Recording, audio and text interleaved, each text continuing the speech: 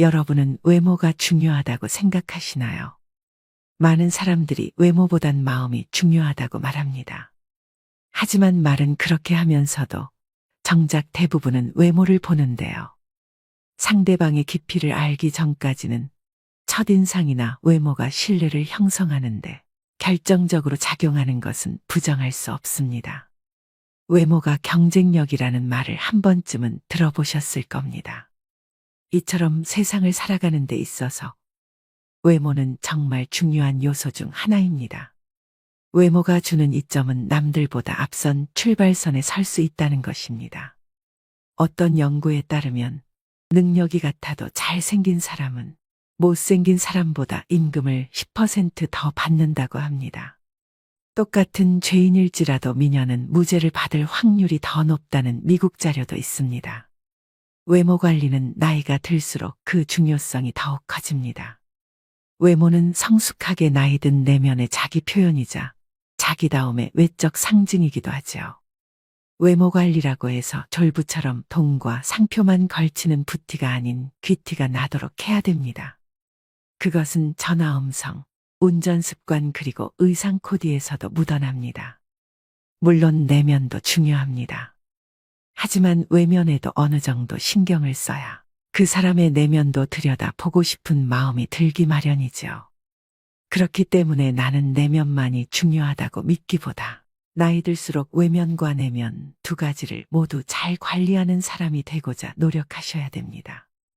그래서 오늘은 나이 들수록 외모에 더 신경을 써야 하는 이유 3가지와 시니어들의 외모 관리 방법에 대해 알려드리겠습니다.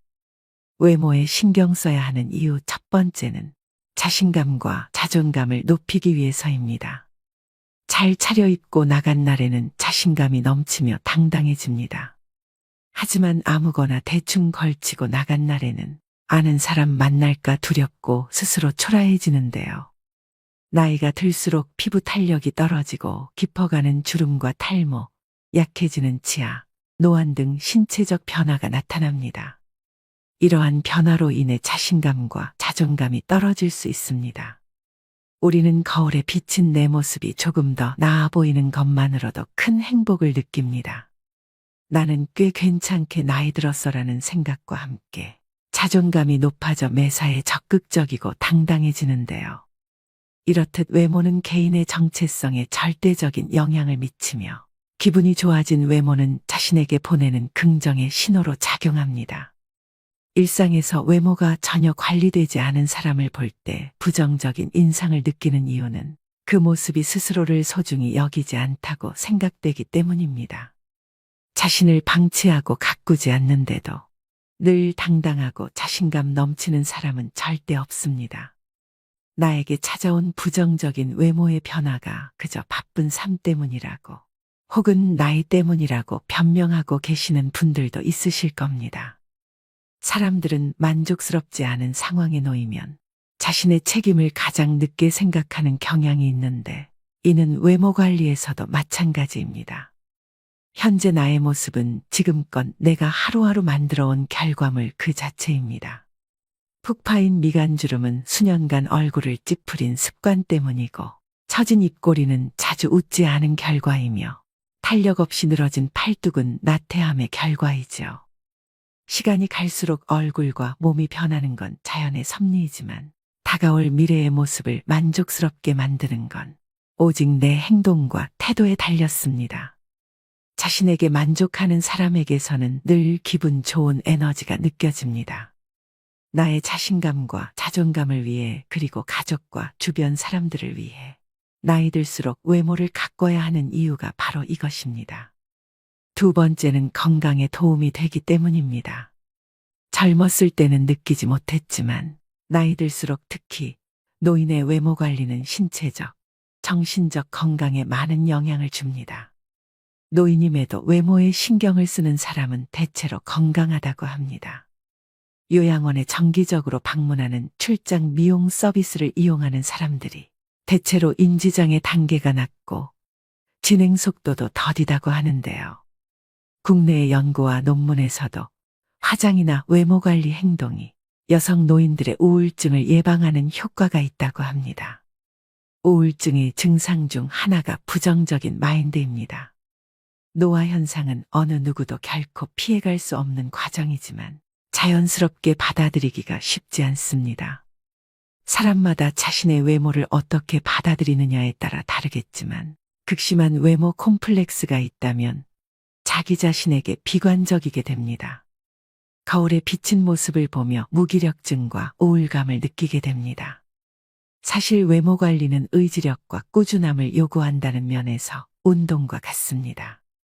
나이 들어서 무슨 외모까지 신경 쓰냐라고 하시는 분들이 있지만 부지런해야 외모 관리도 할 수 있는 것입니다. 이 부지런함은 곧 규칙적인 운동과 건강한 식습관으로 피부 건강과 전반적인 건강을 유지하는 데 도움이 됩니다. 또한 스트레스를 해소하고 심신을 안정시키는 데 도움이 됩니다. 이로써 삶의 질도 향상되는 결과를 기대해 볼 수 있습니다. 그래서 단순히 외모 관리는 외모를 가꾸는 것 이상의 의미를 가지고 있습니다. 최근 최강동 안으로 단연 손꼽히는 가천대학교 이기려 총장님은 1932년생으로 90세가 넘으셨는데도 50에서 60대처럼 보입니다. 정말 감탄한 것은 그분의 자기관리 능력입니다. 부지런하지 않으면 안 되고 절제할 것도 많은데 그것을 꾸준히 지켰다는 것은 대단한 의지력입니다. 여기서 외모 관리의 또 다른 힘을 발견할 수 있습니다. 바로 나태해지는 자신을 돌려 세우고 정신을 가다듬게 도와준다는 것입니다. 마음이 귀찮아지면 몸도 따라 귀찮아집니다. 마음이 늙으면 몸도 따라 늙습니다. 하루 종일 집에서 뒹굴거리다가도 깨끗하게 샤워를 하고 나오면 기분이 상쾌해지는 것을 느낄 수 있습니다. 마음이 행동을 지배하는데 행동이 또 마음을 지배하기도 합니다. 행복해서 웃는 것이 아니고 웃으면 행복해진다는 말도 있죠. 이처럼 외모에 신경 쓰면 감정까지 조절할 수 있습니다. 어떤 분들은 살아가는데 외모가 중요하지 않다고 말합니다. 외모보다 성격이고 나이 들면 외모는 다 거기서 거기라고 말합니다. 그러나 제가 말씀드리는 외모 관리는 더 넓은 범위입니다. 이러한 외형의 관리가 정신적, 육체적 건강에도 상당히 도움이 된다는 점을 말씀드리는 것입니다. 세 번째는 후광 효과로 인한 신뢰감을 줄 수 있기 때문입니다. 어떤 사람이 서울대학교를 나왔다고 하면 우리는 그 사람이 성격도 좋고 인성도 좋고 성실하며 여러 가지 긍정적인 성격을 가졌을 것이라고 판단을 내리게 됩니다. 이렇게 서로 관련 없는 특성들을 관련 있다고 잘못 판단 내리는 것을 후광 효과라고 하는데요. 이런 후광 효과가 가장 잘 나타나는 곳이 바로 외모입니다. 외적 매력이 사회생활에 유리하다는 점은 부정할 수 없는 사실입니다. 사람들은 아름다운 것을 동경합니다. 연예인으로부터 신비함을 느끼는 이유도 수려한 외모 때문이죠.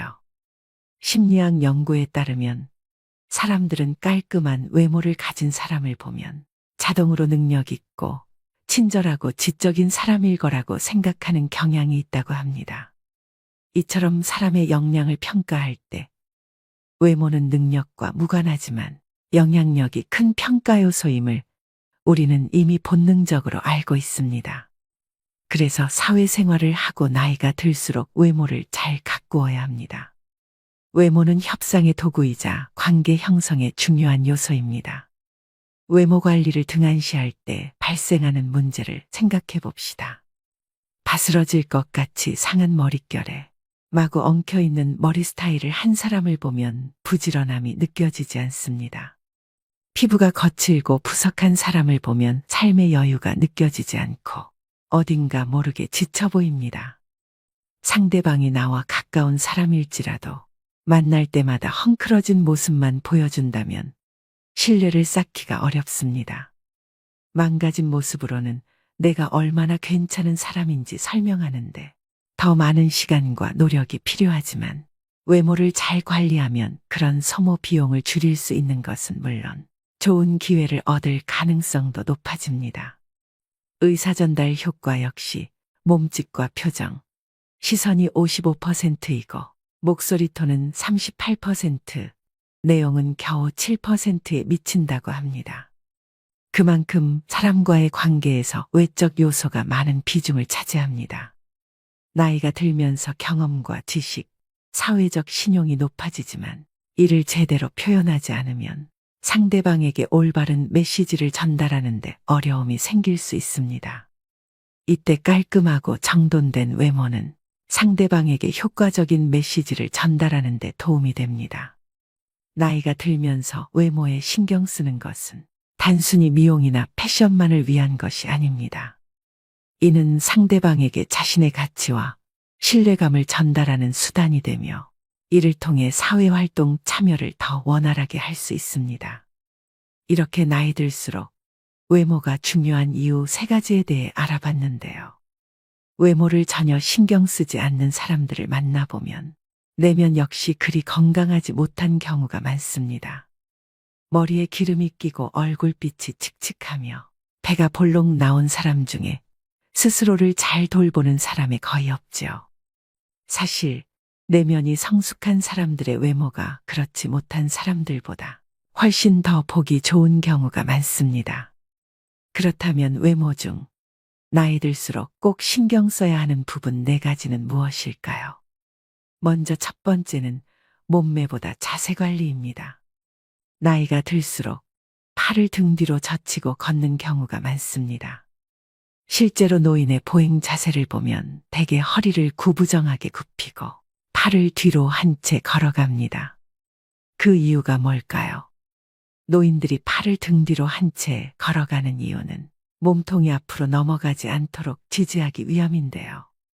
나이가 들수록 근육량과 유연성이 떨어져 척추의 곡선이 뻣뻣해지고 등이 앞으로 굽고 거북목을 가지게 되는 경우가 많습니다. 노년기에 허리가 굽지 않고 꼿꼿한 자세를 유지하기 위해서는 평소 항중력근을 잘 관리해야 합니다. 항중력근은 몸을 세우는 근육으로 자세와 보행 기능, 균형 감각을 유지하는 역할을 합니다. 기본은 규칙적인 운동과 생활 관리입니다. 충분한 단백질 섭취와 규칙적인 신전 스트레칭 및 근력 운동을 통해 현재의 모습을 오랫동안 유지하는 노력이 필요합니다. 매일 7,500보 이상 걷고 유산소 운동과 수영, 자전거 타기 등 운동도 도움이 됩니다. 바른 자세는 자신감과 자세한 인상을 주는 데도 도움이 됩니다. 올바른 자세를 유지하면 우리는 자신에게 자신감이 생기고 타인에게도 자세한 인상을 줄 수 있습니다. 이는 인간관계의 상호작용과 커뮤니케이션에 긍정적인 영향을 미치게 됩니다. 또 바른 자세는 근육과 관절에도 긍정적인 영향을 미치는데요. 올바른 자세를 유지하면 부상의 위험을 줄일 수 있고 근력과 유연성을 향상시키는 데 도움이 됩니다. 두 번째는 비싼 옷이나 유행보다는 내 체형에 어울리는 옷 입기입니다.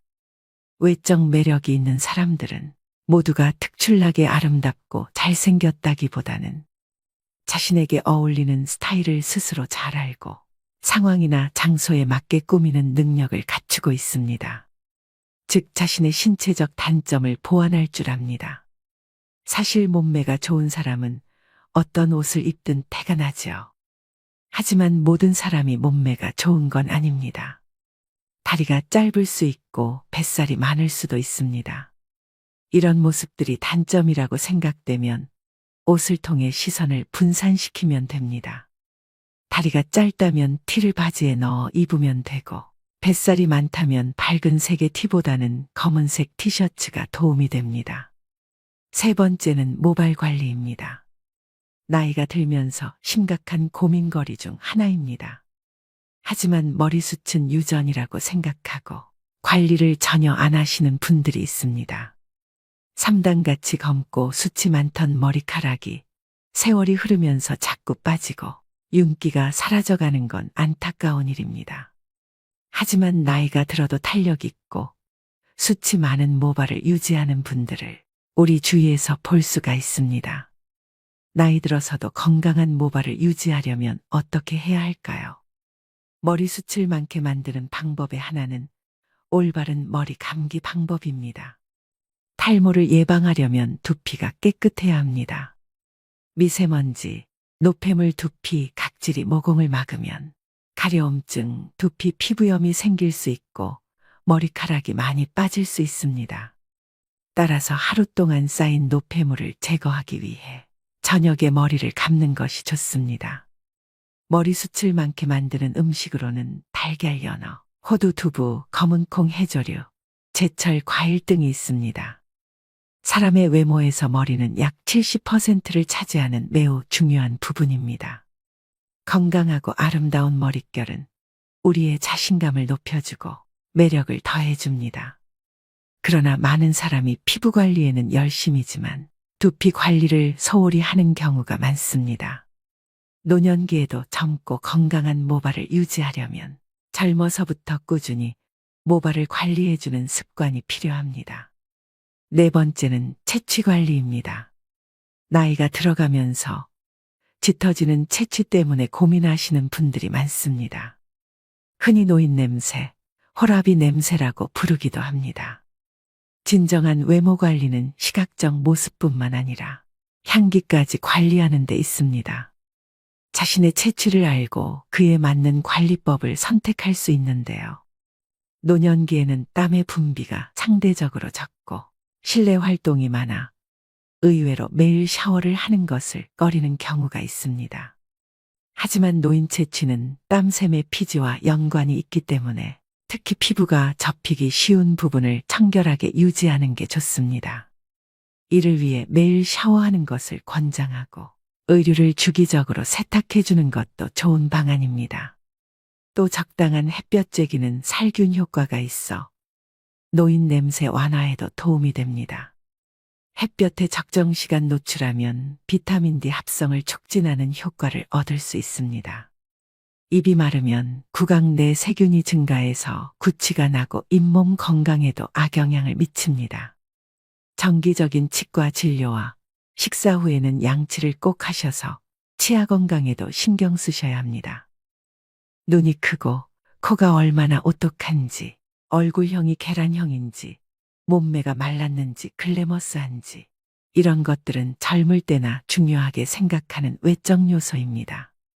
그러나 나이가 들어갈수록 그 세부적인 비중이 줄어들고 사람의 전반적인 이미지를 결정하는 이 네 가지만 남게 됩니다. 오늘부터 꼭 실천하셔서 노후의 외모 관리에 도움이 되셨으면 좋겠습니다. 오늘의 영상 어떠셨나요? 외모를 망가뜨리는 가장 쉬운 방법은 편한 대로 행동하는 것이라는 말이 있습니다. 모든 외모 관리는 결국 매 순간 자신의 행동을 선택하려는 의지와 노력으로 완성됩니다. 매 순간 올바른 선택을 하고 마음먹은 일을 내일로 미루지 않는다면 우리의 외모는 반드시 긍정적으로 변할 것입니다. 외모의 변화를 원한다면 이제부터 매 순간 나의 행동을 주의 깊게 지켜보길 바랍니다. 요즘에는 잘생기거나 예쁜 사람이 성격도 좋다는 얘기를 많이 합니다. 그만큼 성숙하고 훌륭한 내면을 가진 사람들은 외형에도 꾸준히 신경을 씁니다. 그들 모두가 특출나게 아름답고 잘생겼다기보다는 자신에게 어울리는 스타일을 스스로 잘 알고 상황이나 장소에 맞게 꾸미는 능력을 갖추고 있습니다. 나이 들수록 외모 관리는 선택이 아닌 필수입니다. 외모에 신경 쓰는 것은 자신감을 높이고 건강을 유지하며 사회적 관계를 형성하고 유지하는 데 도움이 됩니다. 한창 돈을 모아야 하는 젊은 시절에는 외모 관리가 중요한 요소가 아닐 수도 있습니다. 젊음의 가난은 고난이지만 노년의 가난은 재난이라고 합니다. 한 푼이라도 돈이 나를 위해 일하는 시스템을 만들기 위해 젊을 때는 타인의 눈치를 보지 않고 옷 한 벌 사지 않으면서 꼬지람을 감내할 수도 있습니다. 그러나 중장년에 접어들면서 앞으로 인생의 여정이 길어질수록 외모의 평가로부터 자유로울 수 없지요. 물론 이것들은 하루아침에 달성할 수 있는 것들이 아닙니다. 시간과 노력이 필요하며 이것들이 쌓여 나의 외모 경쟁력을 높여주는 것이겠죠. 외모만으로만 편한 삶을 살 수는 없지만 내 삶의 질을 높여주는 건 확실합니다. 인생은 결과가 아닙니다. 나의 하루가 쌓여 한 달이 되고 1년이 되듯 하루하루 살아가는 과정 자체가 삶인 것입니다. 여러분의 삶은 어떠신가요?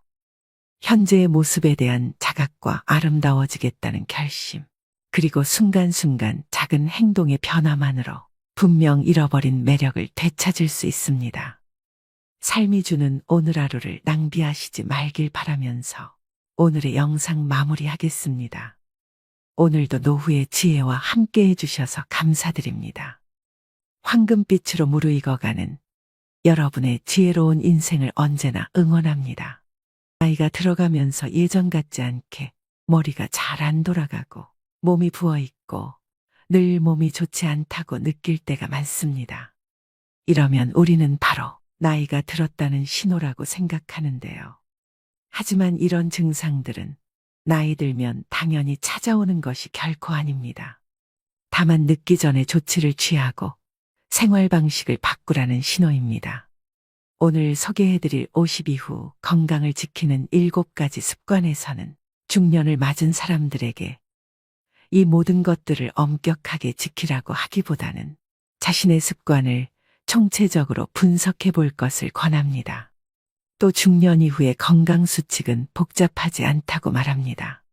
적게 먹고 더 많이 잘 자고 간헐적으로 단식, 그리고 하루에 20분씩 명상 또는 이완 호흡을 하고 자연에 가까운 음식을 먹고 함께할 사람을 찾는 것입니다. 그리고 되도록 많이 맨발로 걸으라고 합니다.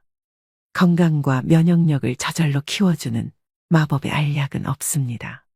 하지만 면역 체계와 신체의 모든 시스템을 튼튼하게 만들어주는 생활 방식은 분명히 있습니다. 길어진 인생 후반전을 어떻게 나이 들어가느냐는 자신에게 달려 있습니다. 이제 나를 위해 바꾸셔야 됩니다. 50 이후 건강을 지키는 7가지 습관, 바로 시작하겠습니다.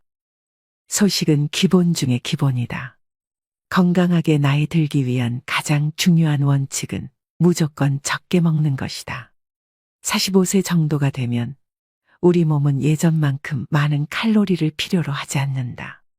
우리 몸은 이제 새로운 것을 만들어내지 않고 지금 가지고 있는 것을 보호하고 보존할 뿐이어서 연료가 적게 필요하다. 최근에는 칼로리 섭취량을 30% 줄인 사람들이 더 오래 살고 노년기에 질병에 걸리지 않았다는 연구 결과가 나왔다. 이 연구에서는 실험 참가자들이 어떤 음식을 먹는지를 전혀 고려하지 않고 오직 먹는 양만 계산했다. 단 하나의 변화만으로 그러니까 소식을 하고 5년 단위로 식사량을 조금씩 줄이기만 해도 확실한 결과를 얻을 수 있다는 것이다. 음식을 적게 소비하면 몸 안의 기관들의 부담이 덜 간다. 소식을 하면 몸이 처리할 일이 줄어들고 버려야 할 폐기물도 적어진다. 몸의 일거리가 줄어들면 남은 에너지를 신체 전반의 기능을 수행하는 데 사용할 수 있다. 소식하라는 것은 어려운 요구라는 생각도 든다. 인생에서 가장 행복한 순간들에는 늘 음식이 중심에 놓인다. 가족, 친구들과 식탁에 둘러앉은 시간은 정말 소중하다. 그리고 공동체, 사랑, 공유, 연결과 같은 것들은 건강하게 나이 드는데도 꼭 필요하다. 다만 그 식탁 위에 무엇을 올릴지를 현명하게 결정하고 당신이 바꿔야 하는 습관들에 신경을 써라. 혹시 특정한 친구들을 만날 때마다 과식을 하는가? 아니면 직계 가족과 함께 할 때라든가 술을 마실 때는 어떤가? 당신이 누군가에게 음식을 먹일 때는 어떻게 하고 있는가? 자녀 양육에서 음식은 중요한 자리를 차지하지만 아이들이 자랄수록 하루 3끼의 식사 외에도 중요한 일이 많아진다. 어쩌면 당신은 일정한 시각에 무조건 식사를 하지 않아도 되고 자신의 필요에 맞춰 그리고 나이에 맞춰 생활할 여건을 갖춘 사람인지도 모른다. 당연한 말이지만 칼로리를 줄이는 효과적인 방법 중 하나는 탄수화물과 정제탄수화물을 줄이는 것이다. 빵, 파스타, 밥과 같은 흰색 음식은 기본적으로 영양소가 적을 뿐만 아니라 몸에 해로울 수도 있다. 컬리플라워는 여기에 포함되지 않는다. 대부분의 사람은 나이가 들면 탄수화물을 잘 소화하지 못한다. 그래서 고령층의 당뇨 발병률이 높은 것이다. 탄수화물은 몸 안에 들어오면 당으로 바뀐다. 심각한 문제가 아닐 수 없다. 당뇨 위험을 낮추려면 영양가 없는 탄수화물 음식을 줄이고 영양이 풍부한 음식을 먹어야 한다. 물론 음식은 복잡하기도 하다. 사실 배가 고프다는 느낌은 다른 어떤 것이 필요하다는 신호일 수도 있다. 재미있는 일, 애정 온도, 신선한 공기, 잠, 아니면 그냥 물이 필요한 것인지도 모른다. 소식이란 당신의 몸에 민감하게 주의를 기울이는 습관적인 행동이다. 집에 들어가자마자 정말 배가 고픈 것인지 생각해 보지도 않고 부엌으로 달려간다를 경계하는 것이다. 먼저 배가 80% 정도 찰 때까지만 먹는다는 단순한 규칙을 지켜보라. 공복을 채우는 것과 바지 단추를 풀어야겠다고 느낄 만큼 배부르게 먹는 것은 다르다. 이것 하나만 지켜도 삶이 달라진다. 더 많이 더 잘 자기. 이 책의 목표 중 하나는 통증이 찾아오고 여기저기 아픈 곳이 생기기 전에 당신의 삶을 변화시키는 것이다. 나이가 들면 그날의 피로를 회복하는 양질의 수면이 퍼즐의 중요한 조각이 된다. 잠을 중요하게 지급하라. 그러면 금세 건강해지는 것을 느낀다. 우리가 나이 듦의 징후로 생각하는 증상의 대부분은 우리의 몸이 규칙적이고 더 많은 그리고 더 좋은 휴식을 필요로 한다는 신호에 지나지 않는다. 밤에 잠을 못 이루거나 중간에 자꾸 깨더라도 포기하지 마라. 문제를 살피면서 의식적으로 밤잠을 잘 자기 위한 대책을 세워라. 이것은 단순히 저녁 시간을 어떻게 보내느냐의 문제가 아니다. 밤 시간의 습관과도 관련되는 문제다. 아침에 일어나자마자 밖으로 나가서 햇빛을 쬐라. 그러면 당신의 생체 리듬이 자연의 주기에 맞춰진다. 낮에는 활기 있고 해가 지면 활력이 떨어지다가 밤에는 잠이 온다. 아침 시간에는 명상을 하라. 아침 명상은 밤잠에 긍정적으로 작용한다. 운동도 마찬가지다. 낮 시간에 유산소 운동을 하면 밤에 더 쉽게 잠이 든다. 꿈을 꾸는 시간인 렘 수면 시간과 깊은 잠을 자는 시간이 모두 충분해야 한다. 비렘 수면이라고 불리는 깊은 잠을 잘 때는 두뇌 활동이 거의 일어나지 않는다. 바로 이때 몸 안에서 회복이 진행되고 뇌의 노폐물 시스템이 작동해 단백질과 기타 독성 물질을 제거한다. 잠을 푹 자지 못해 비렘 수면이 부족하면 글림프 시스템이 제 기능을 수행하지 못하고 그 결과 노폐물이 뇌 안에 쌓여 흐릿하고 몽롱한 기분으로 생활하게 된다.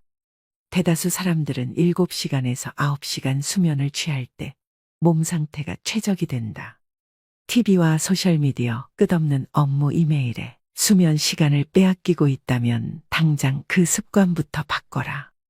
잠을 자다가 자꾸 깨는 것은 나이 들면 당연히 생기는 증상이 아니다. 물론 호르몬 부작용 때문에 쉽게 잠들지 못하거나 푹 자지 못할 수는 있다. 그리고 나이가 들면 밤에 소변을 보기 위해 더 자주 일어나게 된다. 하지만 조금만 노력하면 잠깐 깼다가도 쉽게 다시 잠들 수 있다. 설탕은 정말로 줄여야 한다. 나이가 든 사람에게 설탕은 아주 해롭다. 설탕은 면역 체계를 약화시킨다. 그리고 모두가 두려워하는 당뇨병, 심장질환, 암, 알츠하이머병 같은 병을 키운다. 설탕이 특정한 단백질과 결합하면 노폐물을 만들어내고 그 노폐물은 혈관 내에 쌓인다. 이 노폐물은 여기저기 머물러 있다가 당신의 신체 기관에 마치 녹이 끼듯 내려앉는다. 가장 넓게 분포하는 기관인 피부에 이 노폐물이 자리 잡으면 주름살로 나타난다. 이 노폐물은 세포막을 손상시키고 혈관벽에 미세한 구멍을 뚫기도 한다. 만약 당신이 생활 습관을 딱 하나만 바꾼다면 그것은 정제당 섭취를 줄이는 것이어야 한다. 그리고 꿀과 아가베 시럽도 줄여라. 꿀과 아가베 시럽도 당신의 몸에 설탕과 똑같이 작용한다. 설탕은 다양한 가공식품 안에 숨어 있지만 우선 명백한 음식들부터 줄이자. 시리얼, 쿠키 사탕, 탄산음료 과일 주스. 참 과일 주스는 탄산음료와 똑같이 몸에 나쁘다. 정말로 달콤한 음식이 당길 때는 베리류나 초록 사과를 먹어라. 초록 사과는 붉은 사과보다 당이 적다. 과일에 함유된 섬유질은 장의 흡수 속도를 약간 늦춰주기 때문에 과일을 먹으면 설탕이 많이 들어가 다른 음식을 먹을 때처럼 당이 곧바로 몸에 흡수되어 혈당이 급상승하지는 않는다. 당신이 커피에 설탕을 조금씩만 넣어 마신다고 해도 오랫동안 누적되면 양이 많아진다. 그냥 설탕을 끊어라. 그렇다고 화학물질 범벅인 인공감미료를 넣지는 말자. 정말로 커피나 차를 달게 해서 마시고 싶다면 나안과를 대신 넣어보라. 나안과는 각설탕처럼 생겼고 사탕 형태로도 판매된다. 아니면 천연감미료인 스테비아를 사용하라. 일부 스테비아 제품에는 다른 감미료가 첨가되어 있으므로 100% 스테비아를 구입해야 한다. 솔직히 말하면 나안과도 스테비아도 진짜 설탕 맛은 아니지만 달콤하긴 하다. 나안과나 스테비아는 단 것을 찾는 입을 달래기 위한 도구로 활용하라. 최종 목표는 당신의 미각이 설탕을 갈망하지 않게 만드는 것이다. 현대 사회는 설탕을 기분 좋은 간식이라는 틀로 바라본다.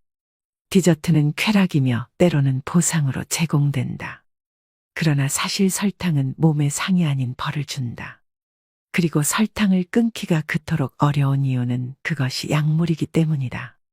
설탕은 코카인이나 헤로인과 똑같이 뇌의 특정 영역을 자극하는 중독성 물질이다.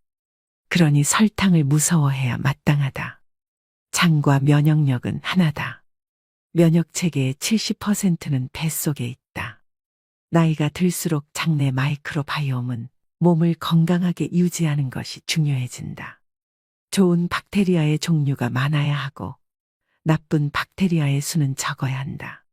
우리 몸 안의 작은 미생물 생태계가 망가지면 우리의 섬세한 장벽이 약해져 몸 전반에 심각한 문제를 일으킬 가능성이 있다.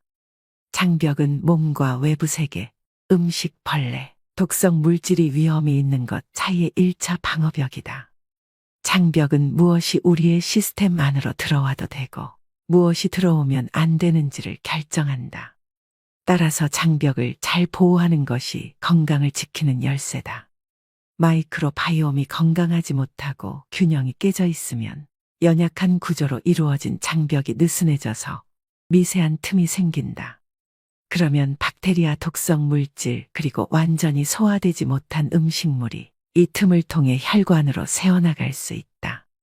이것은 장누수라 불리는 현상으로 무시무시한 이름만큼이나 실제로 더 해롭다. 혈관으로 새어 들어온 입자들은 몸속에 어디에서 염증을 일으킬지 모른다. 이것은 모두 몸속에서 일어나는 일이지만 그 결과는 심각하다. 장누수가 발생하면 관절 통증, 피부 발진, 심한 기분 변화, 불안, 우울감, 눈으림, 브레인포크, 머리에 안개가 낀 것처럼 멍하면서 인지 기능과 집중력, 주의력 등이 저하되는 상태, 호르몬 문제로 이어질 수 있다. 장누수는 면역력을 떨어뜨리고 자가 면역 문제를 악화시킨다. 우리가 나이 탓으로 돌리는 증상의 상당 부분은 사실 마이크로바이옴이 균형이 깨진 결과다. 그리고 이것은 개선할 여지가 있는 문제들이다. 시작은 식단 조절이다. 가공 처리되지 않은 신선한 유기농 식품을 먹어라. 항생제와 호르몬을 주입한 동물성 식품을 멀리하라. 글리포세이트와 같은 독성 제초제가 뿌려진 농산물도 멀리하라. 당신의 몸에 프리바이오틱스, 마늘, 양파, 아스파라거스 등 발효식품을 날마다 공급하라. 잠을 잘 자고 수분을 충분히 섭취하고 명상을 하고 항생제는 꼭 필요할 때만 사용하고 식도염 증상을 완화하는 처방약 같은 위장약을 장기간 복용하지 마라. 다시 말해 일반적으로 웰리스의 좋은 생활 습관들은 중년 이후 장 건강과 면역력을 유지하는 데 더 큰 도움이 된다. 날마다 많이 움직여라. 중년 이후의 운동은 정형화된 운동만을 의미하지 않는다. 중년 이후 운동은 날마다 일상생활을 하면서 아침부터 저녁까지 최대한 많이 움직이는 것이다. 신체 활동을 즐기는 사람이 되자. 온종일 활동적으로 생활하는 것이 헬스클럽에서 1시간을 보내는 것보다 이롭다. 특히 헬스클럽에서 1시간을 보내지만 낮에는 책상에 앉아 있고 밤에는 소파에 앉아 있는 경우라면 물론 헬스클럽에서 하는 운동도 좋다. 하지만 건강하게 나이 들기의 진정한 비결은 기회가 있을 때마다 몸을 움직이는 것이다. 신체 활동은 활력과 민첩함을 유지하는 것 외에도 스트레스와 우울감을 덜어주고 순환을 촉진해 수면의 질을 높여주며 면역 회복력을 키워 만성질환 발병 확률을 낮춰준다. 중년 이후에는 운동에 각별히 신경을 써야 하는데 강도 높은 운동을 하기보다는 운동의 빈도를 높이려고 노력해야 한다. 유감이지만 당신의 몸은 이미 쇠약해지고 있다. 우리 모두가 그렇다. 40세쯤 되면 근육이 성장태세에서 보전태세로 전환한다. 그러면 이때는 무엇에 집중해야 할까? 근육을 최대한 유지하는 것이 중요하다. 무엇보다 부상을 예방해야 한다. 우리의 핵심 모터는 몸에 해를 입히지 말자가 되어야 한다. 나이가 들수록 치유하는 능력이 떨어지기 때문이다. 당신의 몸은 늘 바쁘다. 몸은 건강을 유지하기 위해 항상 수리하고 일상적으로 닳거나 찢겨지는 부분을 수리한다. 바깥 세상과 우리가 먹는 음식에 들어있는 세균과 독성 물질을 처리하고 기능을 원활히 수행하기 위해 열심히 움직인다. 예를 들어 당신이 발목을 삐었다면 일상적으로 신체를 유지하는 데 사용되는 에너지의 일부가 발목으로 가야 한다. 당신의 몸은 그 발목을 고치기 위해 요소와 소염작용을 하는 영양소들을 생산해야 하고 그러는 동안 몸의 다른 필수적인 회복 능력은 그만큼 줄어들게 마련이다. 나이가 들면 자원도 감소하기 때문에 몸을 보호하는 것이 현명한 일이다. 다치지 않도록 조심하는 것은 몸 전반의 건강을 유지하기 위해 꼭 필요한 긍정적이고 적극적인 활동이다. 중년 이후 신체 활동의 관건은 몸의 변화에 맞추어 운동 계획을 짜는 것이다. 덜 격렬한 운동을 선택하고 몸의 어떤 부위가 아프면 그 운동을 멈춰라. 생각보다 많은 사람이 통증을 무시하고 운동을 계속한다. 이런 태도는 건강하게 나이 드는데 도움이 안 된다. 나이에 적응하고 기꺼이 후퇴하고 변화를 시도하는 편이 훨씬 낫다. 달리기를 할 때마다 통증을 느낀다면 자전거 타기로 바꿔보라. 자전거를 못 타게 되면 수영을 하라. 고난이도 요가 동작을 했더니 몸이 아프면 그런 동작은 하지 마라. 물론 어려운 일일 수도 있다. 사람들은 자신의 운동 능력에 애착을 가지고 있으며 그 운동 능력을 자신의 정체성의 일부로 간주하기 때문이다. 하지만 운동 능력은 밀어붙이는 것보다 보존하는 것이 중요하다. 당신이 30대 때 철인처럼 튼튼했더라도 50대에는 철인이 아닐 수 있다는 사실을 받아들여야 한다. 그리고 근육과 관절은 평생 써야 하므로 근육과 관절이 다 닳기 전에 신중하게 생각하라. 90세에 얼마나 잘 걸을 수 있느냐는 지금 몸을 어떻게 보살피느냐에 달려있다. 몸을 움직이기를 좋아하고 육체적 한계를 뛰어넘기를 즐기는 사람들에게 가장 중요한 일은 몸이 하는 말을 잘 듣고 그 말에 따르는 것이다. 몸을 많이 움직이지 않는 사람들의 경우 지금 당장 운동을 시작해야 한다. 아직 늦지 않았다. 하루에 10분 동안 경사가 완만한 언덕을 오르는 것으로 시작하라. 그리고 일주일에 5분씩 시간을 늘려서 바로 30분으로 만들어 보라.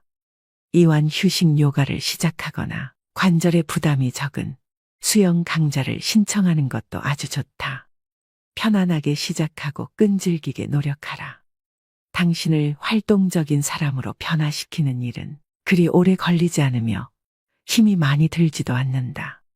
그리고 중년 이후의 삶을 사는 우리 모두에게 하루 내내 움직일 기회를 찾아보고 기쁜 마음으로 움직이자.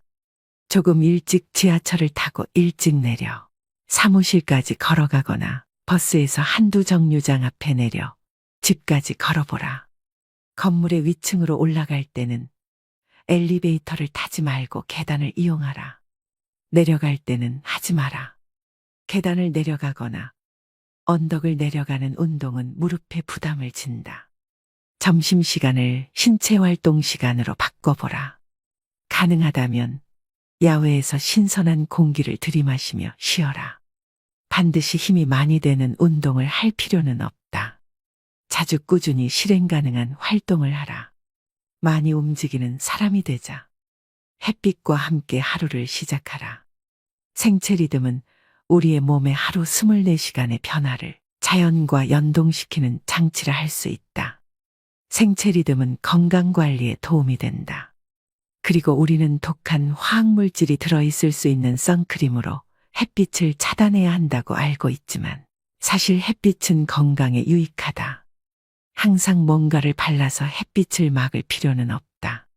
밖으로 나가서 얼굴에 햇빛을 느껴보고 계절이 허락한다면 팔과 다리도 날마다 햇빛에 노출시켜라. 밤에 잠이 잘 오도록 하는 비결 중 하나는 자연광과 함께 하루를 시작하는 것이다. 아침 햇빛은 당신의 몸에 잠을 깨라는 신호를 전달하고 수면 호르몬인 멜라토닌 분비를 중단하고 당신의 생체 시계를 조정해서 낮 시간에는 활기를 얻고 밤에는 차분해지도록 해준다. 식사 시간도 생체 시계에 지대한 영향을 미친다. 신체 대사의 리듬을 생각하면 가장 크지만 식사는 한낮에 해야 한다.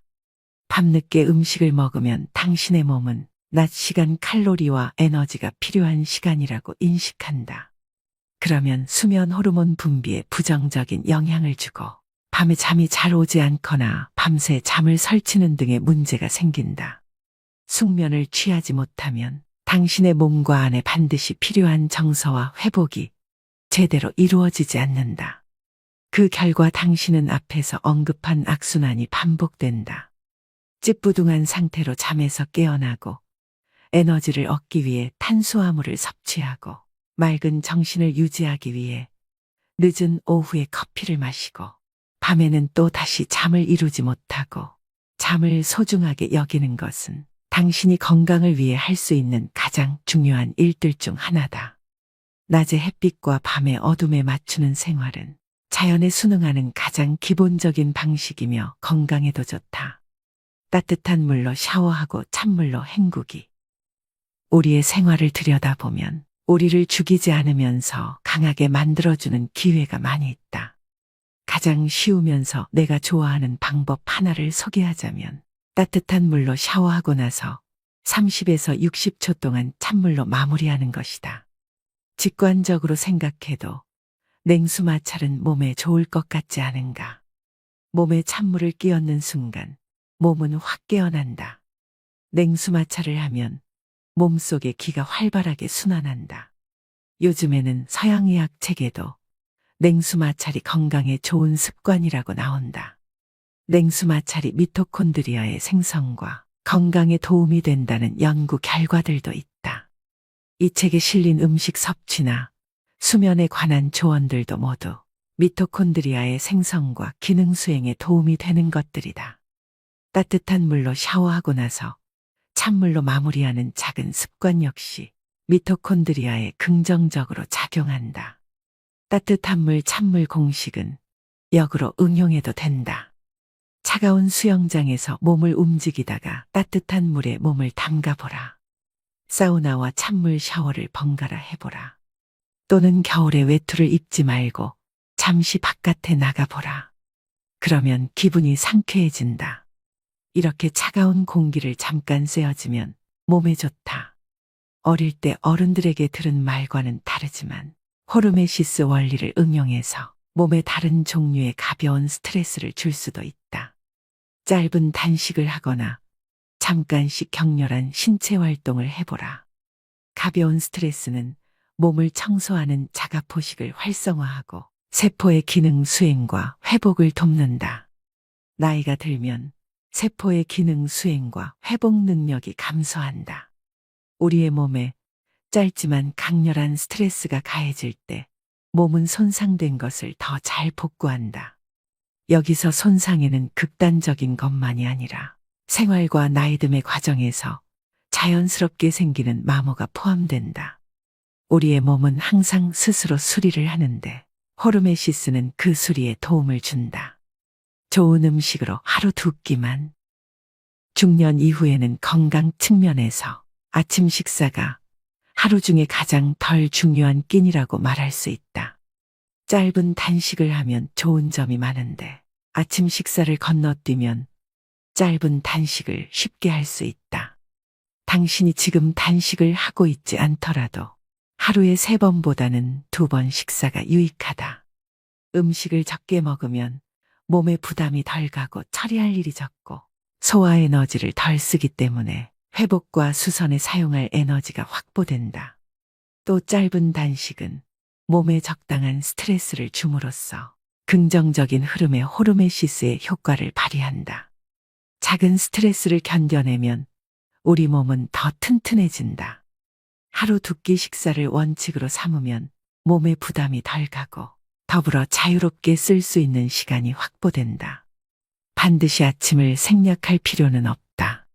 저녁 식사를 건너뛰어도 무방하다. 중요한 것은 이른 아침 또는 늦은 밤이 아니라 열량의 상당 부분을 소모하는 일과 시간에 음식을 섭취하는 것이다. 되도록 잠자리에 들기 3시간 전에 식사를 끝내라. 나이가 들면 생활 패턴이 바뀌기 때문에 하루 2끼 식사라는 원칙을 지키기가 쉬워진다. 당신이 부모라면 자녀가 성인이거나 10대일 경우 각자의 계획표대로 생활할 테니 하루 3번 꼬박꼬박 식사를 챙기지 않아도 된다. 그러면 당신 자신에게 필요한 생활 방식을 채택하기가 조금 더 쉽다. 하루 2끼 식사는 아주 엄격하게 지켜야 하는 원칙은 아니다. 식사는 가족의 생활이나 사교 활동의 중심으로서 매우 중요하다. 앞서 말한 대로 사랑하는 사람들과 함께하는 식사는 영혼의 영양분을 공급하며 건강하게 나이 드는데 필요한 일이다.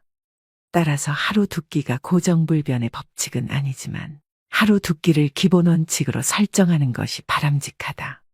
또 하나의 중요한 원칙은 식사량이다. 배가 꽉 찰 때까지 먹지 말고 배고픔이 달래질 때까지만 먹어라. 그리고 한 그릇 더 먹기 전에 잠시 쉬어라. 외식할 때도 소식과 영양에 신경 써야 한다. 식당에서는 동행한 사람과 음식을 나눠 먹거나 본 요리가 아닌 에피타이저를 주문하라. 당신 앞에 음식이 가득 담긴 커다란 접시가 놓여 있다면 절반만 먹고 나머지는 포장해 와서 다음날 먹어라. 소식을 하면서 당신의 기분이 어떤지 살펴보라. 아마도 몸이 가볍고 에너지가 차오르는 느낌을 받을 것이다. 그리고 단순히 음식 섭취량만 줄여도 건강이 개선된다. 근육량 유지는 결정적이다. 대다수 사람은 40세가 넘으면 매년 1%의 근육을 잃어버린다. 그래서 70세가 될 무렵이면 우리는 20대 때 근육량의 절반 정도만 가지고 활동해야 한다. 이것이 나이듦의 자연스러운 과정으로 근감소증이라고 불린다. 중년 이후에도 건강하게 지내려면 근감소를 최소화해야 한다. 50대 후반까지는 근감소증을 크게 걱정하지 않아도 된다. 당신 자신을 잘 돌보고 운동을 하면 대개는 괜찮다. 60에서 65세 정도 후부터는 단백질 섭취량을 25% 정도 늘려야 한다. 설령 동물성 단백질 섭취량이 늘어난다 하더라도 퍼즐의 다른 조각은 근력 운동이다. 일상생활에서 끌기와 물건 들어올리기 같은 저항성 운동을 하면 근육량을 유지하는 데 도움이 된다. 근력 운동이란 단순히 뭔가를 들어올리는 운동이 아니다. 근력 운동은 저항성이 있는 모든 활동을 가리킨다. 저항성은 운동용 밴드, 공아령 그리고 자신의 체중, 요가에서 몸을 평평하게 유지하는 플랭크 자세 또는 푸시업의 하강 동작을 생각해보라. 나이가 들면 가벼운 물체를 가지고 연습하는 것이 좋다. 근육이 일을 하지만 관절에 통증이 느껴지지는 않는 안전한 운동을 하라. 다음날 약간 욱신거릴 정도. 물론 관절이 아니라 근육이 욱신거린다면 충분히 열심히 운동한 것이다. 적어도 일주일에 2번은 어떤 방식으로든 근력 운동을 하라. 근력 운동을 강화하라는 것은 유산소 운동을 하지 말라는 뜻이 아니다. 유산소 운동은 근육량을 늘려주지는 않지만 혈액순환을 촉진하고 세포의 미토콘드리아를 배가시키고 근육에 산소를 공급하고 지구력을 키우고 장수 유전자를 활성화한다. 근력 운동과 유산소 운동을 병행하되 최대한 여러 가지 운동을 배합하라. 다양한 운동은 부상을 예방하는 데도 도움이 된다. 부상은 특정 부위에 지속적으로 스트레스가 가해질 때 발생하는 경우가 많기 때문이다. 단백질과 근력 운동은 근육량 유지에 반드시 필요한 조건이지만 그것이 전부는 아니다. 전반적으로 건강한 생활 방식을 유지해야 한다. 염증을 유발하는 음식을 멀리해야 하며 잠을 푹 그리고 충분히 자야 한다. 근육량 유지의 중요성은 아무리 강조해도 지나치지 않다. 근육을 너무 많이 잃어버려서 노쇠해지는 일은 피해야 한다. 그래서 당신이 어떤 운동을 좋아하든 간에 들어올리기, 상체 운동 등산, 플랭크, 물구나무 서기, 복싱 수영, 자전거 스쿼트 등의 운동을 꾸준히 하라. 날마다 기회를 포착해서 저항성 운동을 하라. 가구를 옮기거나 호스를 끌어당기거나 상자를 운반하라. 목적이 있는 행동도 엄연한 운동이다. 이제는 다치지 않는 것이 더 중요하다. 나이가 들면 회복이 어려워지고 회복 속도도 느려진다. 그래서 부상을 예방하는 데 집중해야 한다. 물론 나이 들어서도 땀이 쭉 빠지는 힘든 운동을 즐기고 그런 운동에서 쾌감을 얻는 사람이 있다. 그래도 극한까지 밀어붙이지는 마라. 운동을 지나치게 열심히 하는 것도 몸에는 스트레스로 작용한다. 그리고 스트레스가 너무 많으면 부상으로 이어지거나 면역 체계를 긴장시킬 우려가 있다. 당신이 가진 능력의 80% 선에서 무리가 가지 않게 운동하라. 그리고 당신의 일상생활 중 어떤 행동이 몸을 상하게 만드는 것 같으면 그 행위를 중단하라. 우리는 스트레칭을 충분히 하고 있지 않다. 스트레칭이 부족하면 근육이 경직되고 근막이 수축되어 통증이 생기거나 부상을 입기 쉽다. 스트레칭으로 근육을 유연하게 해주면 관절이 편안해지고 자세가 바로 잡히며 걸음걸이도 가벼워진다. 운동 전에 스트레칭을 하라. 수영을 하든 자전거를 타든 아령 운동을 하든 요가를 하든 간에 시작은 천천히 하라. 몸에 시동이 걸리게 기회를 주어야 한다. 운동을 마무리할 때 더 스트레칭을 하라. 어디가 왜 아픈지를 관찰하라. 우리는 통증과 고통에 금방 익숙해진다. 몸이 스스로를 보호하기 적응하기 때문이다. 당신은 계단을 오르내릴 때 아킬레스건이 너무 많이 늘어나지 않게 하고 무릎에 가해지는 충격을 줄이기 위해 발을 비스듬히 돌리는가? 무거운 물건을 들 때는 어느 쪽 팔을 주로 쓰는가? 당신이 자주 하는 동작과 당신이 놓치고 있는 습관을 관찰하라. 그래서 문제를 회피하지 말고 바로 잡아야 한다. 미봉책을 사용하다 보면 다른 부위를 다치게 마련이니까. 통증은 발에서 시작해서 엉덩이로 올라가고 나중에는 허리와 어깨에 문제가 생긴다. 결국에는 불균형과 불편이 쌓이고 쌓여 문제를 해결하기가 어려워진다. 당신에게 필요한 운동을 잘 선택하면 하나의 부상에 대처하기 위한 행동이 다른 부상으로 이어지는 사태를 방지할 수 있다. 오늘의 영상 어떠셨나요? 나이를 잘 먹는다는 것은 단순한 운이 아니고 복권처럼 임의로 주어지는 혜택도 아닙니다. 그것은 일상생활 속에서 구체적인 선택의 결과물입니다. 여러분이 날마다 하는 일상적인 선택은 전반적인 건강과 신체의 자기보호 능력에 굉장한 영향을 끼치는데요. 최적의 나이듦이란 행복하고 활기차며 앞으로 수십 년 동안 정말 좋아하는 일들을 할 수 있는 것을 의미합니다. 이 책이 여러분의 인생 후반전의 건강 계획에 도움이 되었으면 하는 바람입니다. 이 영상은 책의 일부분만 소개해드렸습니다. 더 많은 정보를 알고 싶으시다면 책 전문을 읽어보시길 추천드립니다. 오늘도 노후의 지혜와 함께 해주셔서 감사드립니다. 황금빛으로 무르익어가는 여러분의 지혜로운 인생을 언제나 응원합니다. 은퇴 시기 전후로는 이런저런 불안과 다양한 감정이 교차하게 되는데요. 더욱이 100세 시대의 은퇴는 새로운 삶을 시작하는 기대보다 걱정이 앞서는 게 사실입니다. 주변에 은퇴하신 분들을 만나보면 다들 한결같이 하는 얘기가 있습니다. 소득이 줄어든다고 생각하니 이상하게 마음이 불편해요. 생활비는 물론이고 이런저런 명목의 돈 지출과 관련해서 배우자와 말다툼도 자주 하게 되네요. 노후에 재산이 많고 적음을 떠나 생활비 지출로 갈등을 빚는 경우도 의외로 많습니다. 우리나라 중년들의 희망 은퇴 나이는 65세인데 반해 현실은 이보다 10년 이상 빠른 50대 초중반인 것으로 조사되었습니다. 이러한 이유 등으로 노후의 적정 생활비는 평균 369만 원이지만 실제 현실은 212만 원에 불과했는데요. 더 큰 문제는 우리나라 국민 52% 정도는 노후 준비를 시작도 못한 상황이라 노년기의 생존 리스크에 그대로 노출돼 있는 실정입니다. 이처럼 성공적으로 잘 나가던 사람들도 은퇴를 하게 되면 남은 인생에 대한 불안과 경제적인 압박감으로 마음이 급해져서 돌이킬 수 없는 악수를 두는 경우가 많이 있습니다. 주변에서 말려도 나는 다르다면서 굳이 그 길을 시작하시는 분들이 계십니다. 그래서 오늘은 은퇴 전문가들이 꼽은 은퇴 후에 패인되는 지름길 5가지에 대해 알려드리려고 합니다. 은퇴 후 절대 하지 말아야 하는 첫 번째는 잘 모르는 분야에 절대 투자하지 않기입니다. 아침부터 저녁까지 밤낮 없이 회사에 매여 살다가 갑자기 아침에 갈 곳도 없고 집에 있자니 가족들 눈치도 보이고 무언가를 해야겠다는 생각이 점점 더 사람을 조급하게 만드는데요. 그래서 이 사람 저 사람 만나다가 안 해본 것에 투자하게 됩니다. 은퇴 이후 절대 하지 말아야 할 것 중 첫 번째가 살면서 한 번도 해보지 않은 것에 돈을 투자하는 것입니다. 지금 세상이 너나 할 거 없이 먹고 살기 힘든 세상입니다.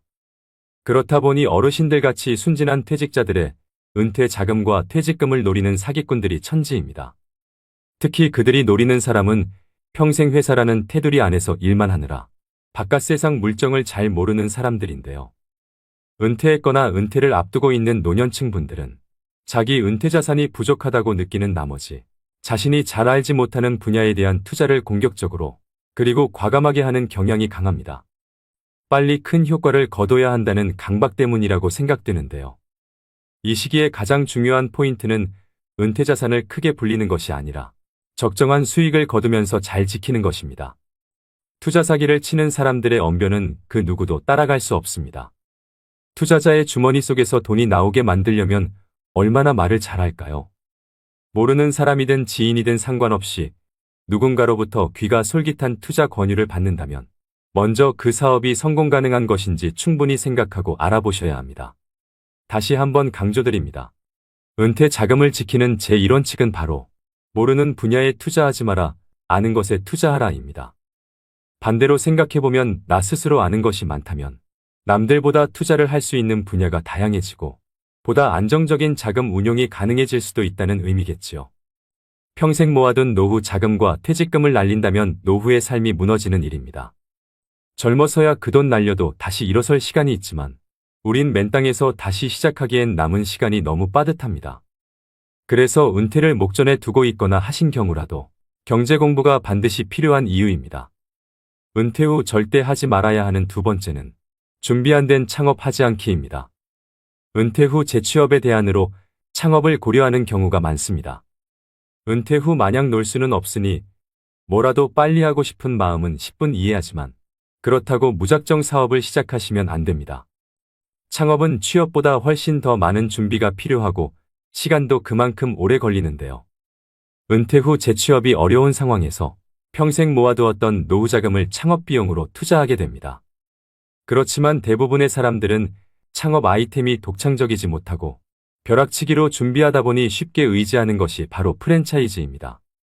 한 집 건너 한 집이 치킨집 커피숍이 된 이유이지요. 더 큰 문제는 이처럼 창업률이 높은 업종이 폐업률도 높다는 점입니다. 은퇴 후 창업은 자아 실현이나 꿈을 이루기 위한 경우도 있겠지만 대부분은 생계가 목적입니다. 창업할 수밖에 없는 상황이라면 잘 될 거라는 안일한 생각은 접고 안정적인 수익 창출을 위해 많은 노력을 기울이셔야 합니다. 그렇다면 창업에 실패하지 않으려면 어떻게 해야 할까요? 간단하게 세 가지로 말씀드리겠습니다. 먼저 첫 번째는 충분히 창업 준비가 되었는지 검토하셔야 됩니다. 준비되지 않은 창업은 시행착오를 가져오고 경제적으로 큰 손실을 가져옵니다. 이 단계에서는 창업 목적과 재무 상태, 창업 집중 여부, 그리고 노후 준비 등 다양한 조건을 고려하셔야 됩니다. 두 번째는 소자본으로 시작하셔야 됩니다. 은퇴 후 창업의 최우선 조건은 창업 비용의 적정성인데요. 큰 성공보다는 일하는 보람과 안정적인 수익의 목표를 두는 것이 좋습니다. 퇴직금을 비롯해 노후 자금을 창업에 투자할 경우 실패 시 회복이 어려우니 감당할 만한 예산 범위 내에서 할 수 있는 창업 아이템을 선정해야 합니다. 세 번째는 잘 알고 좋아하는 일을 하셔야 됩니다. 우리가 살아가는 궁극적인 목적은 행복입니다. 노후에는 조금 덜 벌더라도 일 자체에서 큰 스트레스를 받지 않아야 합니다. 그래야 시간이 지날수록 일 자체에서 기쁨과 보람도 느낄 수 있는데요. 단순히 남들이 하니까 또는 너무 유행을 타는 업종을 선택하기보다는 자신에게 강점이 있고 오랫동안 지속 가능한 업종을 선택하는 것이 좋습니다. 창업 준비 전 반드시 확인해야 될 세 가지를 말씀드렸는데요. 이렇게 준비해도 생기는 게 창업 리스크입니다. 그럼에도 나는 정말 내 사업을 해보고 싶다 하시는 분들은 원하시는 사업 업종에서 실제로 일을 해보시는 걸 추천드립니다. 커피 가게를 열고 싶으시면 커피 가게 아르바이트부터, 편의점을 차리고 싶으시면 편의점 아르바이트부터, 그렇게 1, 2년 정도 실제 현장은 어떤지, 자신이 생각하는 만큼의 수익 구조가 가능한지 직접 경험해 보시고, 그래도 해야겠다는 확신이 생길 경우에 자기 사업을 시작해도 늦지 않다고 생각합니다. 은퇴 후 절대 하지 말아야 하는 세 번째는 욕망을 자극하는 말에 귀 기울이지 않기입니다. 지금 이 순간에도 수없이 많은 분들이 질 나쁜 사기를 당하고 있습니다. 특히 그 돈이 은퇴 노후 자금이라면 더더욱 안타까움을 더할 수밖에 없는데요. 은퇴 후에는 사회와 단절되어 현실감이 떨어지거나 순간적인 인지부조화 등으로 판단력이 취약해질 수 있기 때문에 사기꾼의 표적이 되기 쉽습니다. 사기꾼들은 사람의 욕망을 자극합니다.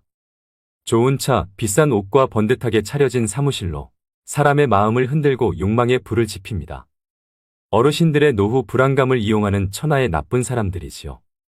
그렇다면 어르신들이 속기 쉬운 금융사기 수법의 특징에는 어떤 게 있을까요? 금융감독원에서 2년간 어르신들에게 접수된 피해 신고 제보 건 중 자주 발생하는 사기 수법 특징 3가지를 공개하였습니다. 첫째는 오프라인 투자 설명회를 활용합니다. 디지털 기기에 익숙하지 않은 어르신들은 온라인보다 오프라인 투자 설명회를 선호하시는 경우가 많습니다. 이러한 특성을 이용해서 사기 업체들은 전국 각지에서 투자 설명회 등을 개최하여 전도유망한 사업을 진행하고 있다며 어르신들을 현혹하는데요. 사업은 주로 일반인들이 검증하기 어렵거나 생소한 내용인 경우가 대부분입니다. 둘째는 평생연금처럼 확정 수익을 지급한다고 현혹합니다. 노후 대비가 되어 있지 않거나 미래 현금 흐름이 불확실한 어르신들이 표적입니다. 실제로 일정 기간 동안은 약속한 확정 수익을 지급하며 믿음을 주어 지급한 배당금도 재투자로 이끌어내는 방식을 사용한다고 합니다. 셋째는 모집수당을 미끼로 유인합니다. 어르신들은 주로 오랜 기간 신뢰를 쌓아온 지인 또는 가족 등의 말을 별다른 의심 없이 믿고 투자한다는 점을 이용하여 업체들은 고객의 모집수당을 주면서 주변 지인, 가족 등에게 투자를 권유합니다. 이는 전형적인 불법 피라미드 다단계 방식이라고 볼 수 있습니다. 고수익에는 항상 그에 상응하는 높은 위험이 따른다는 평범한 진리를 명심할 필요가 있습니다. 고수익 무위험의 확실한 투자처가 존재한다면 업체 혼자 수익을 독차지하려고 하지 절대로 불특정 다수를 대상으로 모집수당 등을 지출하면서 투자금을 모집하지 않겠지요. 결국 돈은 스스로가 관리해야 합니다. 조언은 어때? 그 조언을 판별하고 결정하는 것은 그 돈을 사용하는 본인이 현명하게 행동해야 합니다. 각자도생이란 단어를 들어보셨을 겁니다. 너무 차가운 단어로 느껴질 수 있겠지만 젊어서든 늙어서 나중에 오든 결국 이 돈의 관리는 자기 자신의 수많은 고통과 고민 속에서 나오는 결과물이라고 생각합니다. 부자의 4가지 능력 중에는 그 돈을 유지하는 능력이 있는데요. 돈을 벌고 모으는 능력도 중요하지만 돈을 유지하는 능력은 반드시 배우고 지니셔야 됩니다. 은퇴 후 절대 하지 말아야 하는 4번째는 무언가를 배우기에 늦었다고 생각하지 않기입니다. 노후 준비를 망치는 또 다른 생각은 무언가를 배우기에는 늦은 때라고 인지하는 것입니다. 중장년이시라면 100세 시대에 이제 겨우 반을 사신 것뿐입니다.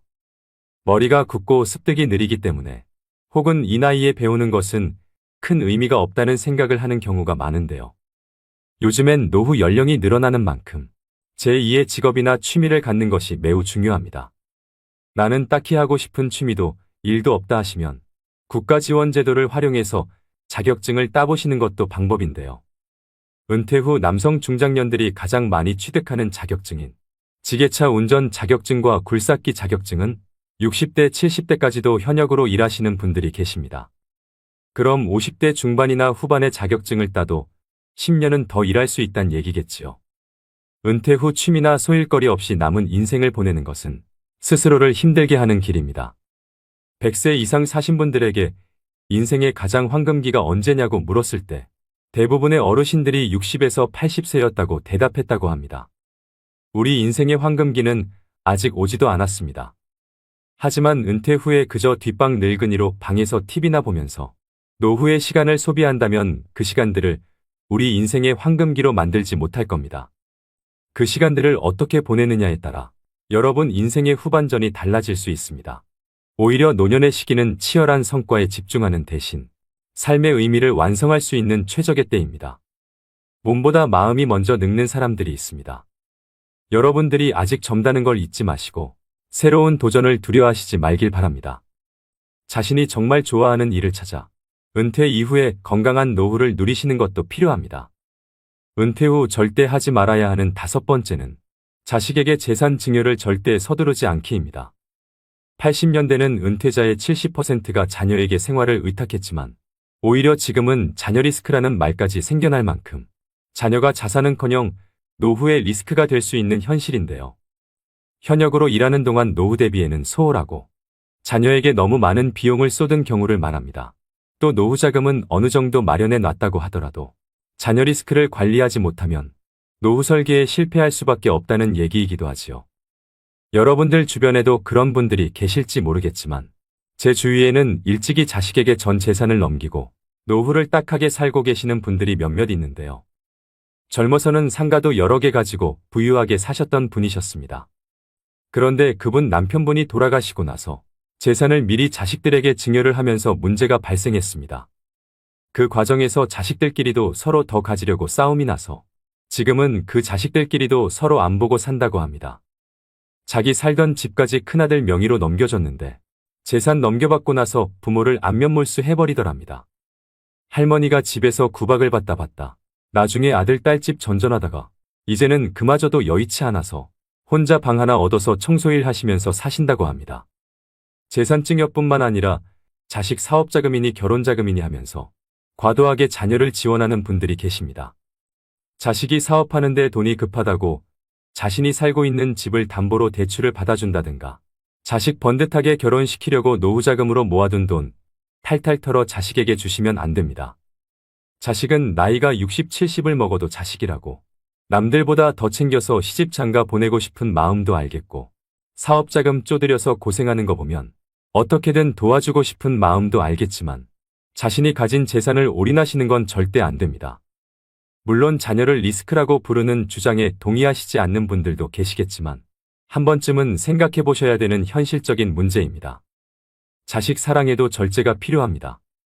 자녀 리스크를 줄일 수 있는 가장 기본적인 방법으로 모든 것을 책임져 주려고 하기보다는 자녀 스스로가 한 사람으로 성장하도록 지켜보면서 도와주는 역할 정도를 감당하고 부모도 정서적 경제적으로 계속 노후를 준비하셔야 됩니다. 오히려 빨리 선을 그어주어야 그 안에서 자기의 길을 준비할 수 있게 됩니다. 그리고 그 이상 해주지 못하는 것에 대해서 부모가 미안해할 필요도 없습니다. 부모와 자식 서로가 독립된 존재로 온전히 서 있는 사람이 되면 됩니다. 늙어서는 돈을 꼭 움켜쥐고 계셔야 합니다. 명심하셔야 합니다. 증여는 죽기 직전에 해도 늦지 않습니다. 은퇴 후에 하면 폐인되기 딱 좋은 5가지에 대해서 말씀드렸습니다. 마음이 급하면 귀를 닫게 되고 인생 망치는 결정을 할 수 있습니다. 급할수록 돌아가라는 말이 있듯이 말씀드린 리스크를 항상 유의하시고 천천히 노후 준비에 대해 공부하면서 한 걸음 한 걸음 앞으로 나아가셔야 합니다. 그렇다면 은퇴 후 30년 이상의 노후 준비에 꼭 필요한 항목들은 무엇일까요? 은퇴연구소에서는 노후 준비에 OF가 필요하다고 하는데요. F로 시작하는 5가지가 행복한 노후를 만들어준다고 합니다. 먼저 첫 번째는 돈 파이낸스입니다. 노후에는 국민연금과 퇴직연금 그리고 개인연금의 3층 연금으로 노후의 월급인 연금 준비가 필요합니다. 또 노후 준비는 빠르면 빠를수록 좋고 현역으로 오래 일해서 전략적으로 노후 준비를 하셔야 됩니다.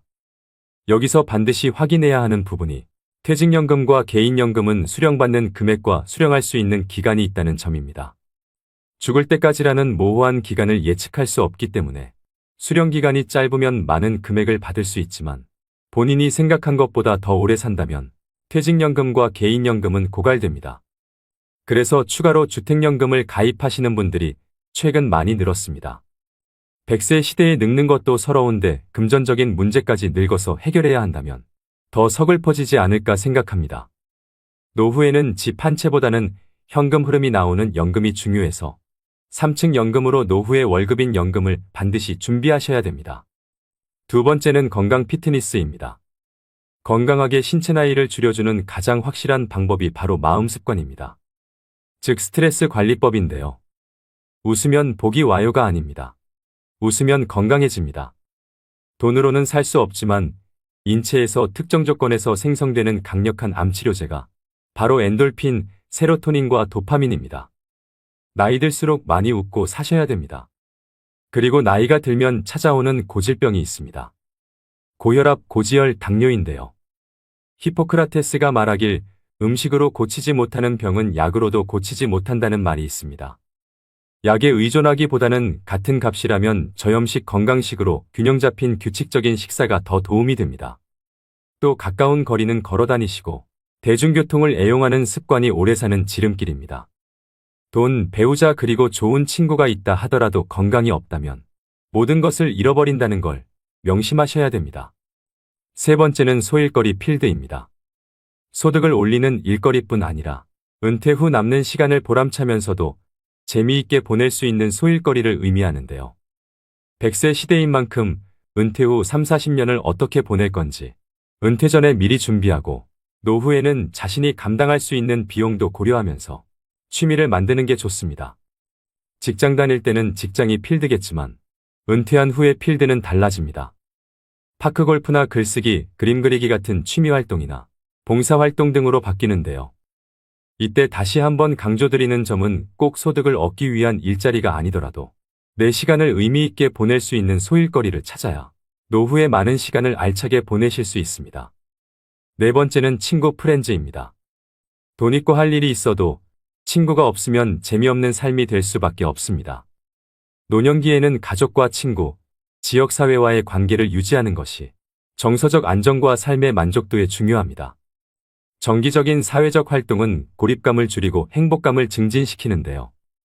봉사활동이나 동아리 활동 그리고 종교 모임 등에 참여하면 새로운 사람들을 만나고 의미 있는 활동에 참여하실 수 있습니다. 노년이 되면 마음이 경직되게 마련입니다. 이럴 때 마음이 젊고 신세대처럼 행동하는 친구와 어울리시는 걸 추천드립니다. 다섯 번째는 재미펀입니다. 돈도 소일거리도 어느 정도 있고 사랑하는 배우자와 자녀, 그리고 좋아하는 친구들이 있다면 부러울 게 없습니다. 인생이 재미있고 즐거울 것입니다. 열심히 일한 당신 떠나라. 이 말보다 더 좋은 말이 어디 있을까요? 어떻게 하면 노후에 재밌는 시간을 보낼 것인지를 연구하고 실행하셔야 됩니다. 아는 것은 좋아하는 것만 못하고 좋아하는 것은 즐기는 것만 못하다는 말이 있습니다. 무엇이 그리 바쁘답시고 재미있는 영화 한 편 못 보는 인생을 과연 재미있는 인생이라고 할 수 있을까요? 재미없는 인생은 재미없는 영화 이상으로 지루하기만 할 것입니다. 90세, 100세까지 살아야 하는 인생을 재미있는 인생으로 만드는 것은 바로 나 자신입니다. 오래 살아도 말씀드린 OF가 갖춰져 있지 않다면 그 사람의 노후는 적막강산일 수밖에 없습니다. 은퇴는 누구나 꺼립니다. 그렇지만 피할 수 없는 것이 은퇴이기도 하지요. 피할 수 없다면 즐기셔야 합니다. 기왕이면 은퇴 후 30년, 40년을 잘 보낼 수 있도록 노후의 오박자, 즉 OF를 잘 준비하시길 바랍니다. 오늘의 영상 어떠셨나요? 돌다리도 두들겨보고 건너라는 말이 있습니다. 100세 시대는 긴 여정인 만큼 무조건 돈만 보고 무리한 재취업이나 공격적인 투자를 하기보다는 건강을 해치지 않고 할 수 있는 일인지 또 좋아하는 일인지를 꼼꼼히 따져보고 노후 준비를 시작하셨으면 좋겠습니다. 지금 은퇴하는 세대는 평균적으로 자유롭게 쓸 수 있는 30년 이상의 시간을 갖습니다. 그렇기 때문에 안도감과 행복감을 갖고 시작하는 사람이나 걱정과 불안감을 갖고 시작하는 사람이나 모두 미래는 불확실성 속에 있는 것은 마찬가지인데요. 그러니 다가오는 노후를 너무 불안해하지 마시고 지난 30년을 불확실성 속에서 개척해왔듯이 앞으로 남은 노후 30년도 개척하시면서 살아야 합니다. 누구나 다 늙습니다. 자연의 섭리이고 공평한 시간 법칙입니다. 누구나 윤택한 노후를 보내고 싶어하는 마음을 가지고 있습니다. 시작하지 않으면 아무것도 되지 않는다를 명심하시고 안정적인 노후를 위해 준비 또 준비하셔야 됩니다. 노후 준비는 그게 무엇이 됐든 생각이 아니라 하는 것부터 시작입니다. 오늘도 노후의 지혜와 함께 해주셔서 감사드립니다. 황금빛으로 무르익어가는 여러분의 지혜로운 인생을 언제나 응원합니다.